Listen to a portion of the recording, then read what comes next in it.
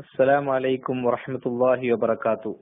പ്രിയമുള്ള സഹോദരങ്ങളെ, ഈ ഗ്ലാസ് വെള്ളം ഇതൊരു ചെറിയ കുട്ടിയാണ് എന്ന് നിങ്ങൾ സങ്കല്പിക്കുക.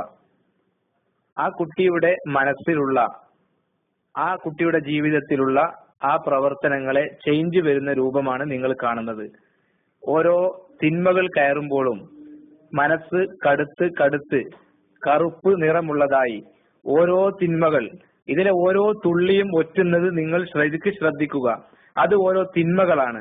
അങ്ങനെ മനസ്സ് കറുത്ത് കറുത്ത് ശിർക്കും ബിദ്അത്തും ഖുറാഫാത്തും മദ്യപാനവും വ്യഭിചാരവും അതുപോലെ തന്നെ കൊലപാതകങ്ങളും അസൂയയും കുശുമ്പും കുനുട്ടും ഇങ്ങനെ എല്ലാ തെമ്മാടിത്തരങ്ങളും മനസ്സിൽ കുമിഞ്ഞുകൂടുകയും ശരീരവും മനസ്സും ഹൃദയവുമെല്ലാം കറുത്ത് കറുത്തായി മാറുന്നു. ഇനി നിങ്ങൾ അതിൽ നിന്ന് രക്ഷപ്പെടാനുള്ള മാർഗം നിങ്ങൾ നോക്കൂ. ഇസ്തിഗ്ഫാറിലൂടെ, അത് അള്ളാഹുവിനോട് പാപമോചനം ചെയ്താൽ മാറുന്ന രംഗമാണ് ഇനി നിങ്ങൾ കാണുന്നത്.